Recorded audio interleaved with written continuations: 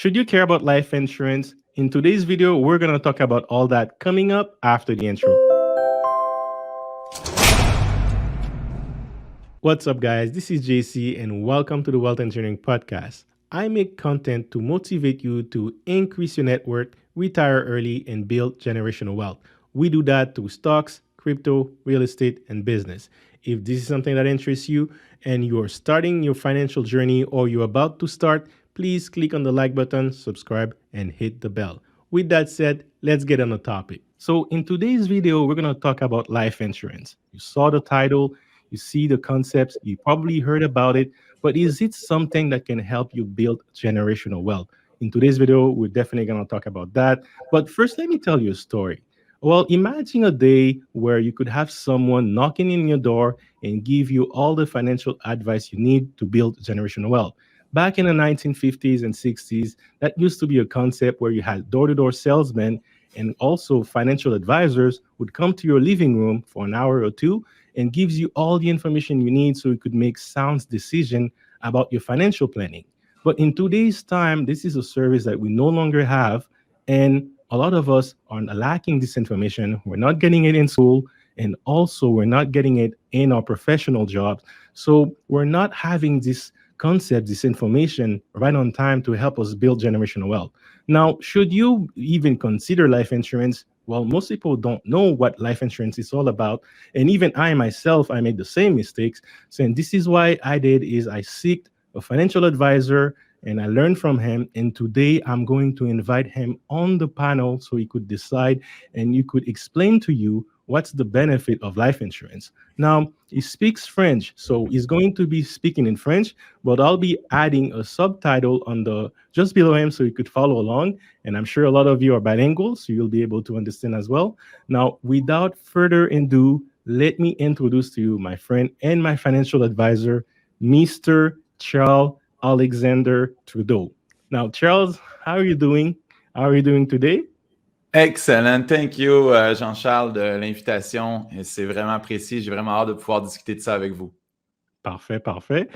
Again, I'm also French, but let me ask you this. So your last name is Trudeau. You probably been asked all this time, are you related to are you related to the Prime Minister of Canada? You had the Non, pas same du beard. tout, pas du tout. À part peut-être qu'on est beau bonhomme, mais sinon, ça s'arrête là. Very charming guy. But let's get straight to the answer. Now, again, you're a financial advisor. I was wondering if you could talk a little bit about yourself. What do you do? Your experience? Like, why should people basically take your advice? Oui, bien sûr. Eh bien, premièrement, pour ceux et celles qui nous écoutent, bonjour, merci d'être sur la vidéo aujourd'hui. Alors, c'est vraiment un plaisir pour moi de pouvoir vous parler de mon expérience. Moi, je suis conseiller financier, j'ai 2 licences. J'ai la licence de conseiller en sécurité financière, mais aussi la licence de représentant de courtier en épargne collective. Ce qui veut dire qu'on peut parler, bien entendu, de placement, d'assurance, mais ma spécialité, c'est les stratégies fiscalement avancées. Et pour bien comprendre comment ça se fait que je fais ça aujourd'hui, il faut remonter un petit peu plus tard, un petit peu plus en arrière. Alors moi, ça fait 18 ans que j'investis pour mon propre compte dans la bourse, dans les actions, les obligations, les crypto-monnaies, l'immobilier, tout l'investissement, le monde de l'investissement me passionne. Et donc, je veux aider les gens qui nous écoutent aujourd'hui à prendre des meilleures décisions parce que, comme tu l'as mentionné en entrée de jeu, c'est très difficile de trouver la bonne information. Les gens ont pour la plupart pas de conseiller financier en 2021, malheureusement. Et moi, j'ai donc décidé de créer mon propre cabinet en 2015 qui maintenant, je gère plusieurs dizaines de millions de dollars pour le compte de plusieurs clients, des gens plus fortunés, des gens peut-être entrepreneurs, investisseurs. Donc, je m'occupe de beaucoup de gens comme ça. J'ai aussi fondé un club qui s'appelle le Prosperity Club, qui est un club privé francophone spécialisé dans l'investissement et l'entrepreneuriat. Alors, ça existe depuis 2008, alors déjà 13 ans que j'aide les gens à s'éduquer, s'informer et créer une communauté comme ça pour pouvoir s'entraider à réussir, en fait. Great. Thank you. Thank you for your short introduction. Now, and again, guys, I will put a link to his YouTube channel where he talks a little bit more about the Prosperity Club. I think there's a lot of value there, especially if you're bilingual or you speak French. There is a lot of value you can get there. Now, Charles, let me ask you this. For people who may not know about life insurance, what is the purpose of life insurance? C'est une très bonne question, Jean-Charles. Premièrement, il faut comprendre que l'assurance vie, on dit souvent les assurances vie, l'assurance vie, il y a plusieurs types de produits. Alors, à la base, c'est assez simple, le mot le dit, le but est de protéger la vie d'une personne. Donc, de mettre un coût, un montant, ça peut paraître un peu cynique des fois de parler d'assurance vie parce qu'on parle automatiquement de la mort d'une personne, mais ultimement, on va tous mourir un jour. Donc, l'assurance vie fait en sorte qu'on va donner un montant d'argent à des bénéficiaires. Ça peut être notre famille, notre femme, nos enfants, peut-être même des partenaires d'affaires dans certains cas qui auront besoin de cet argent-là pour continuer. Mais donc, ce qu'on doit savoir, c'est que l'assurance vie, ça ressemble beaucoup à l'immobilier. Pour faire un parallèle qui est facile à comprendre pour tout le monde à la maison, vous avez la possibilité en immobilier de louer un appartement, de louer avec option d'achat, ou bien d'acheter une maison, d'acheter votre endroit où vous vivez. C'est pareil pour l'assurance vie. Donc, vous avez la possibilité de louer une assurance pour une période déterminée. C'est ce qu'on appelle l'assurance temporaire. On a aussi l'assurance temporaire avec option d'achat. Donc, vous pouvez la convertir, les racheter pour devenir une assurance qui est permanente. Et la troisième assurance, c'est l'assurance permanente. Donc, on achète l'assurance. Elle nous appartient, personne ne peut nous l'enlever. Elle n'est pas temporaire, elle est bonne pour toute notre vie. Et là, bien entendu, le coût va être un peu plus élevé si on achète que si on loue une assurance. Mais en gros, pour garder ça simple, l'assurance vie sert à couvrir un besoin. Alors, chaque personne qui nous écoute a des besoins différents. Peut-être certains ont des dettes, d'autres personnes n'ont pas de dettes, d'autres sont en affaires, d'autres sont plus investisseurs. Alors, il y a des produits pour tout le monde, mais l'important, c'est de comprendre qu'il existe différents types de produits pour différentes personnes. Mm. Thank you for explaining that to us. And now, one of the mistakes I've done is I'm pretty sure many people have done the same mistake. Is they're thinking of life insurance as a kind of like an investment, but not just an investment, as a way to make a lot of money.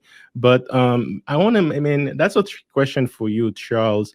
I would like to understand this. How does life insurance can help you preserve your wealth? C'est une autre très bonne question. Ben, premièrement, quand on a mis de l'argent de côté, que ce soit dans des placements immobiliers ou à la bourse, etc., il faut protéger la valeur qu'on a accumulée. Pourquoi? Parce que dans ce qu'on appelle la pyramide financière, qui est une image que la plupart des banques utilisent pour que les gens comprennent un peu les priorités à mettre dans la planification financière, la base de tout, c'est votre plan, donc votre plan financier.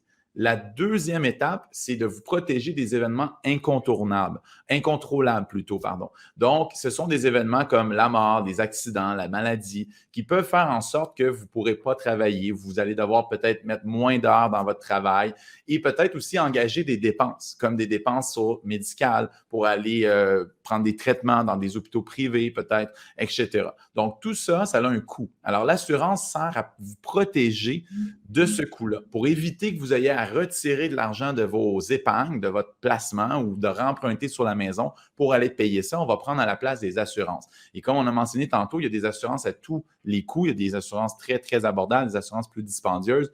Et comme tu l'as mentionné, il y a des assurances qui peuvent être à la fois une assurance pour protéger nos actifs, protéger l'argent qu'on a mis de côté, mais aussi prendre de la valeur avec le temps pour faire en sorte qu'on accumule de la richesse. Donc, c'est possible d'avoir une assurance qui, contrairement, comme tout le monde le dit souvent, « Ah, je ne veux pas parler d'assurance. Les assurances, c'est une dépense. Hein? On trouve ça plate, on trouve ça banal. On est intéressé par ce qui rapporte de l'argent et non pas par ce qui coûte de l'argent. » Mais il faut casser ce mythe-là maintenant parce que l'assurance vie, ce n'est pas vrai que c'est juste une dépense. Au contraire, ça peut devenir un actif très intéressant dans votre patrimoine.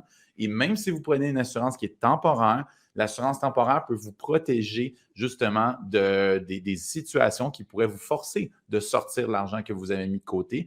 Et on va revenir peut-être un petit peu plus tard, mais il y a d'autres conséquences fiscales à avoir des actifs financiers, immobiliers ou en placement. Et ça, ces conséquences fiscales-là sont souvent oubliées de ceux et celles qui investissent en immobilier. Donc, on va pouvoir en parler un petit peu tantôt, mais je pense que c'est une autre chose très importante de ne jamais oublier. Thank you for this, and that's actually was going to lead me to my next questions. But before I said my next question, before I say my next question, what I want to say is I actually something happened in my own family where I have seen the benefit of life insurance, but also I've also seen the mistakes of not having enough life insurance. So basically, what I got, and I'll make a separate podcast about that if you want to see more and hear the story of what happened to someone very close to me and how I learned from that. Make sure you subscribe and click the bell we'll make that very recent. Not now. I want to mention that yes.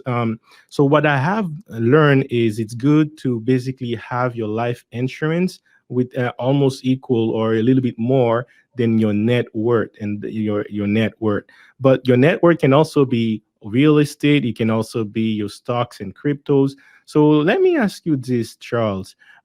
Should I increase my life insurance as my net worth is increasing? Like, what are your thoughts on that? And for example, let's say I have 100,000 in stocks, and I also have like a triplex or a single household that is worth of $400,000. So in overall, I can say I have 500,000 in assets.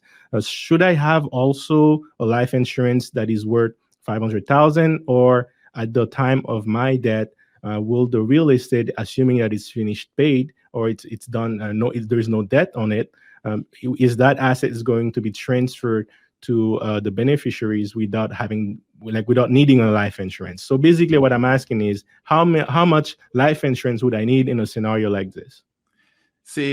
Souvent les gens se posent cette question-là et je vais y répondre. Si bien entendu, on prend un exemple, chaque personne est différente et à la maison, si vous avez envie d'aller plus loin dans votre situation, ben, je vous conseille soit de nous écrire ou de de consulter plutôt votre conseiller financier. Mais pour répondre à la question, on va séparer ça en deux volets. Parce que tu m'as parlé de la propriété, donc le bien immobilier, et aussi tu m'as parlé de 100 000 en actions. Je vais commencer par le 100 000 en actions. Donc, encore une fois, la question est toujours une sous-question. Où sont les actions? Est-ce qu'ils sont dans un CELI? Est-ce qu'ils sont dans un REER? Est-ce qu'ils sont dans un compte non enregistré, donc un compte cash? Alors, dans chacune des réponses, on aurait des scénarios différents. Mais en général, on va prendre l'exemple d'un compte non enregistré. C'est plus simple. Vous allez déclencher ce qu'on appelle des gains en capitaux. Donc, si vous avez investi 50 000 et que ça vaut 100 000 aujourd'hui, vous avez donc un gain en capital de 50 000 Et ce 50 000 $-là, si vous décédez, il va être imposé, même si vous n'avez pas vendu les actions sont encore investies, vous léguez les actions à votre succession. Il y a une règle au niveau de l'ARC au Canada que si vous êtes décédé, vous êtes présumé avoir disposé de tous vos biens la journée de votre décès. Donc, ça veut dire qu'il va y avoir un impôt à payer sur vos actifs, même si vous ne les liquidez pas. Alors, je répète, même si vous ne les liquidez pas, si vous avez un actif immobilier, un triplex, un duplex, comme dans l'exemple de Jean-Charles, et que vous ne le vendez pas, mais vous le léguez à vos bénéficiaires, ça peut être vos enfants, votre conjoint, il va avoir un impôt à payer sur le gain. Et ça, souvent, je vois des situations avec mes clients où ça n'a pas été considéré pendant plusieurs années. Les gens se sont concentrés à bâtir un parc immobilier. Et là, aujourd'hui, ça vaut des millions. Et là, bien entendu, le coût initial de l'achat était peut-être $1 million.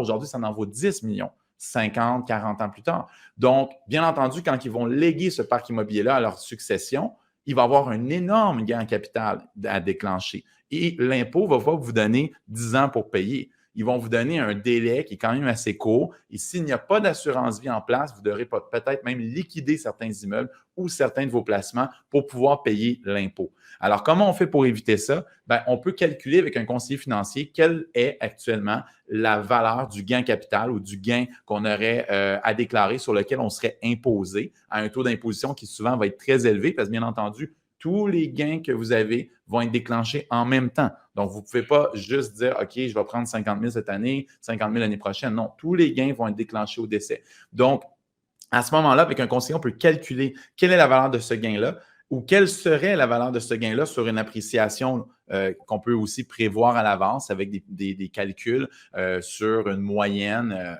actuarielle, etc. Donc, basé sur ça, on va être capable de dire on a besoin d'un montant d'assurance d'un montant X. Et parfois, le montant d'assurance peut être plus élevé que la valeur de votre portefeuille aujourd'hui. Pourquoi? Certaines personnes vont prendre la décision de s'assurer en avance au lieu de toujours ajouter de l'assurance continuellement chaque année. Comme on le sait, plus vous vieillissez, plus vous est cher de prendre de l'assurance. Et si vous avez des conditions de santé aussi, ça va être plus cher.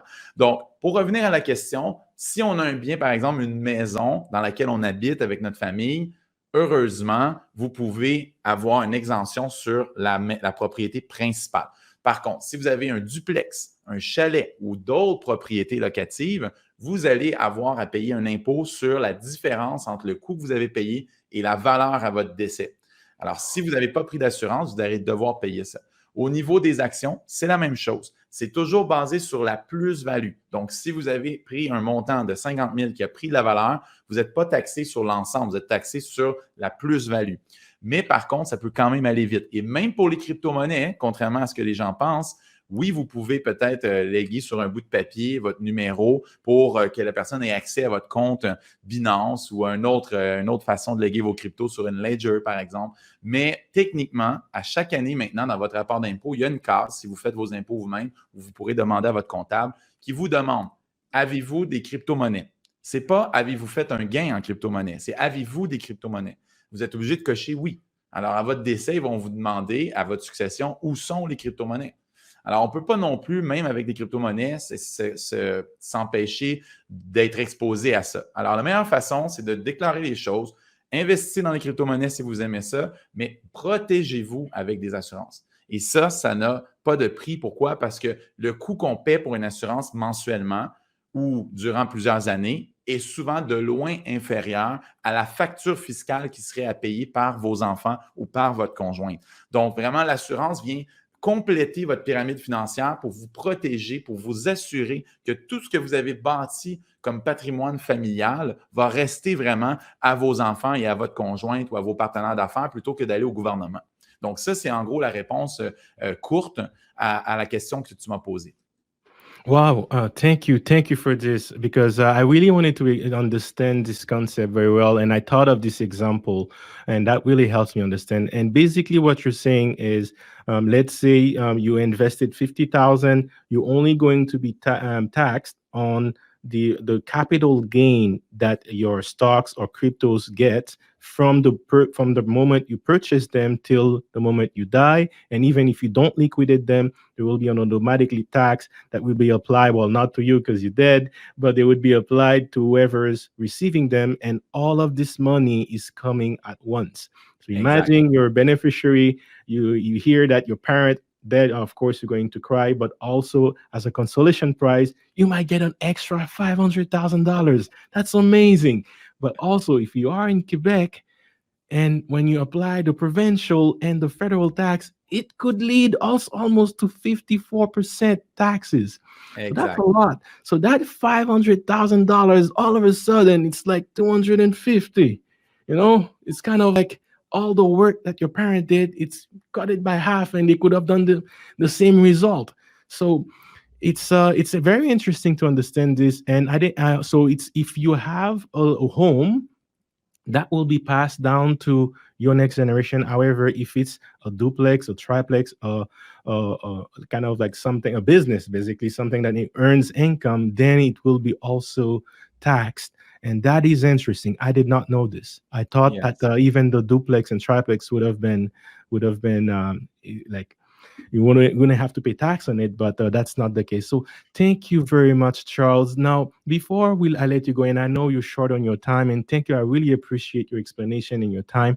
But before I let you go, is there any other points you would like to share with the audience? Either is there anything you would like to know, you would like them to know about building generational wealth, or maybe some of your services? Is there anything you'd like to share with us?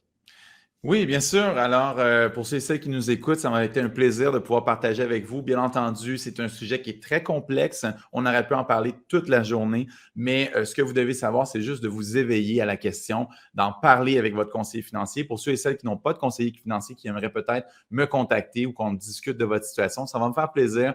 Vous pouvez m'écrire un courriel à Charles avec un S à commercial gfmomentum.ca. Alors, ça va me faire plaisir de pouvoir prendre rendez-vous avec vous, discuter peut-être en vidéoconférence. Mais sinon aussi, vous rappeler que l'assurance, c'est vraiment ce qu'on a dit depuis le début. Ce n'est pas juste une dépense. C'est vraiment quelque chose d'essentiel qui peut vous protéger vos actifs existants, vos actifs futurs, et l'assurance elle-même peut aussi avoir une valeur à long terme qui va compter dans votre patrimoine familial et que vous pourrez utiliser de votre vivant. Parce que la plupart des gens souvent pensent que l'assurance, c'est juste pour la prochaine génération, alors qu'on peut avoir une assurance qu'on peut profiter nous-mêmes de notre vivant grâce à la valeur de rachat. Alors, on ne rentre pas dans les détails parce que c'est encore une fois un sujet assez complexe. On pourrait faire une autre vidéo sur le sujet, mais c'est vraiment une possibilité en or pour vous, surtout si vous êtes jeune, si vous êtes en santé. de pouvoir mettre en place ce genre de stratégie-là qu'on parle avec Jean-Charles aujourd'hui dans votre planification financière. Et plus tôt vous le faites, mieux ce sera pour votre planification à long terme. Alors, encore une fois, merci Jean-Charles de l'invitation, c'est très apprécié. And thank you again, Charles, for your time, and thank you again for sharing this knowledge. Again, I'll leave a note or a link to his YouTube channel. You'll also be able to find all his contact information there if you want to learn more. If you're bilingual or if you speak French, definitely the person to check out. I learned a lot from him, and it's important to have someone that understand also the bigger picture, how to build the generational wealth, understand where your mind is going, and gives you the best advice. With that said, thank you again, Charles, for your time, and we'll go. We'll talk. We'll be talking. Thank you. All right, guys, that was it. That was it. Very good interview. And I learned a lot from this interview as well. So again, it's not always a clear-cut number that you need to think about your mind on how much insurance you need. It's always better to talk with the insurance advisor or financial advisor. And yes, in an example like this that I mentioned, for example, you might need less than you thought. So in this example, it turns out that I wouldn't need 500,000 of life insurance. I would need less because it's a home, right? But if it was a unit complex that I would be interested in, then I may need more. And also, you have to evaluate how much you plan on gaining. If your capital gain is gonna go from, and you only get taxed on your capital gain. So that's interesting. That's a very interesting concept. And yes, I'm very happy to hear that. And I invite you guys to look into it as well, because again, everything as he mentioned will be taxed at the time of your death to your next to beneficiary. And what you're going to use the life insurance for is to cover that tax that will be taken from you. So in the random example I gave, let's say you're getting 500,000 from someone in your family who died, who put you as a beneficiary, and you get taxed 50%. 250 is taken away. Well, maybe your insurance can cover that amount that is taken away and put it back to your income that you're getting, and you still get your 500,000. So in a nutshell, that's how you can use it. That's how it helps you preserve your wealth, and that's how it's definitely helped your generation build wealth as well, because now that money can be used as a stepping stone for someone else in your family to achieve greatness, whatever you could not achieve in this lifetime. With that said, guys, I know we're talking about debt, life insurance, but also think about it as wealth. Wealth that you can also use in this lifetime, as you mentioned. And I'm learning different ways to do it. And I invite you guys to think about it as well, because it's not about just making money or multiplying it. You need to think about how to keep it and pass it along to generations. With that said, we'll be talking on the next video. I'll drop another podcast about life insurance and show you more details about what I've learned and how I came up to this in my financial journey. And we'll be talking on the next one.